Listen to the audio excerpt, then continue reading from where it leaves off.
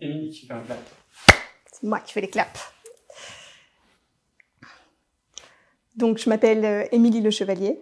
Aujourd'hui, j'accompagne des entreprises dans le domaine de la low-tech en communication et marketing. Et en parallèle, il y a 2 ans, j'ai créé la chaîne YouTube Vivre Low-tech, qui va notamment interviewer des porteurs-porteuses de projets dans le domaine de la low-tech pour rendre ces métiers plus visibles, parce que je pense que c'est vraiment les métiers de demain.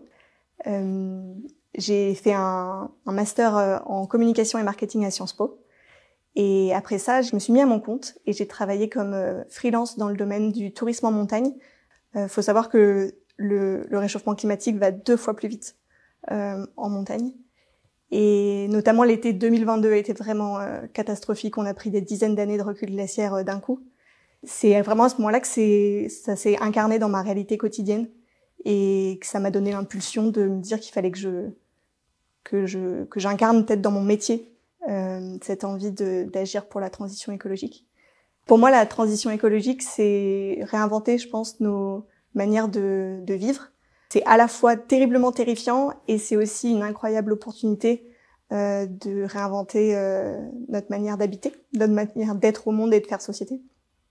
Cette transition, elle se traduit dans ma vie personnelle, notamment par mon projet en ce moment de construction d'un habitat léger. Quand j'ai eu envie de prendre à bras-le-corps le sujet de mon empreinte carbone, évidemment la question du logement est apparue. Quand j'ai commencé mon chantier, je savais pas me servir d'une perceuse. Et aujourd'hui, ma maison est presque terminée. Et ça, c'est un chemin incroyable parce que c'est reprendre du pouvoir à des endroits où je ne savais rien faire et j'avais aucune autonomie. Donc, la formation joue un énorme rôle dans notre transition. Je pense que puisque faire cette transition, c'est inventer et apprendre à faire différemment, évidemment qu'on va devoir un peu déconstruire nos manières de faire et remplacer ça par un nouvel apprentissage. Ce que j'ai bien aimé dans mon cursus à Sciences Po, c'était d'avoir une base théorique qui me permettait d'appréhender des problèmes systémiques sans avoir peur, comprendre que tout était interconnecté, de voir que aussi d'avoir un recul historique, d'avoir tant une approche sociologique qu'économique. Aujourd'hui, je suis à l'atelier 21 à Paris avec Cédric Carle, qui est paléo-énergéticien, c'est-à-dire qui documente, en fait, il part à la recherche d'inventions oubliées de la transition énergétique. Il y a eu, je pense, un peu un syndrome de pureté militante à un moment, où je me disais que si j'étais pas parfaite, j'avais pas droit de prendre la parole sur ces sujets-là, et que c'était interdit. Et donc, pendant longtemps, il y avait un peu ce truc de me dire, bah non, je vais pas aller travailler sur ces sujets-là, parce que ce que je fais au quotidien, c'est pas assez pur. Bonjour Émilie, bienvenue. Merci. Est-ce que on peut commencer par parler de l'éléphant qui est au milieu de la pièce, c'est-à-dire Regenbox ? C'est ça. Parce que c'est incroyable ce projet. J'ai l'impression que l'entreprise, on y passe quand même pas mal de temps dans notre vie. Et donc, j'ai du mal à croire qu'on puisse l'éliminer de l'équation. Et dans les entreprises que j'accompagne, certains ont décidé de bifurquer, de quitter ces entreprises où ils avaient pas de moyens d'agir pour pouvoir créer des projets plus agiles, plus sur mesure, peut-être parfois aussi avec plus de radicalité. C'est beaucoup finalement ce qu'on pourrait aujourd'hui appeler des néo-artisans, des gens finalement qui décident d'aller vers de l'artisanat en essayant de réinventer les codes de l'artisanat.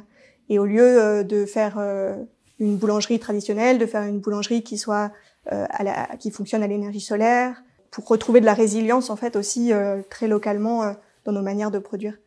En fait, quand on fait de l'artisanat, finalement, on s'en fiche de savoir qu'il y a quelqu'un qui fait le même artisanat que nous dans la ville d'à côté. Et donc ça permet aussi d'enlever cette notion de je dois forcément dévorer l'autre et ça permet aussi un transfert de connaissances et une nouvelle manière d'entreprendre finalement. Et j'aime beaucoup en fait me questionner sur ces nouveaux récits, ces nouveaux imaginaires dont on a besoin pour penser une transition qui soit joyeuse et une écologie qui soit libératrice et pas punitive comme on l'entend si souvent. Rétro Futur Muséum. C'est ça. Est-ce que tu peux nous expliquer où on est en fait ? Ouais. Alors en fait, on est dans les bureaux de l'atelier 21. C'est vrai que c'est parfois un peu déroutant d'être une femme dans un milieu très masculin, comme peut l'être le milieu de la low-tech. Alors c'était déjà le cas quand je travaillais dans le domaine de l'alpinisme et du ski de rando. C'est aussi un milieu où les femmes sont assez invisibilisées. 3% de femmes guides en France, donc c'est vraiment un métier très masculin.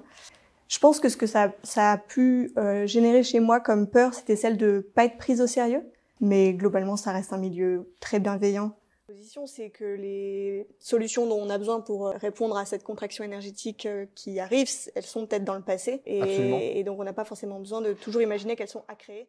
S'entourer de gens qui l'ont déjà fait ou qui sont juste un tout petit peu plus avancés que vous, ça peut être très rassurant, faire gagner du temps. Et aujourd'hui, sur le territoire, j'ai l'impression qu'il y a de plus en plus de structures, des structures qui peuvent vous aider. Donc, je pense qu'il faut vraiment se tourner vers elles.